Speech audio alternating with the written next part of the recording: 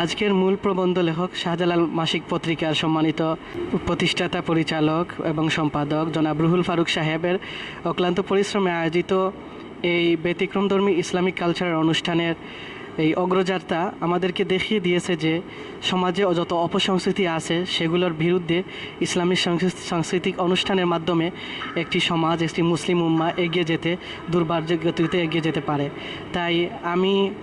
এই অনুষ্ঠানের অর্গানাইজ কমিটিকে আন্তরিক মুবারকবাদ জ্ঞাপন করছি এবং যারা আজকের অনুষ্ঠানে এসে অতিথি হয়ে north east university vice chancellor সহ আমাদের জনাব হযরত মৌলানা আব্দুল মুক্তাদির আল আজহারি সাহেব সহ ডক্টর ততিউর রহমান সহ এবং অধ্যক্ষ মাসুদ খান সহ সবাইকে আন্তরিক মুবারকবাদ জ্ঞাপন করছি। তারা আজকের অনুষ্ঠানে এসে আমাদেরকে এই ছাত্রদেরকে পুরস্কার বিতরণ করে তাদেরকে এই প্রতিভা বিকশিত করার জন্য যে উৎসাহ প্রদান করেছেন,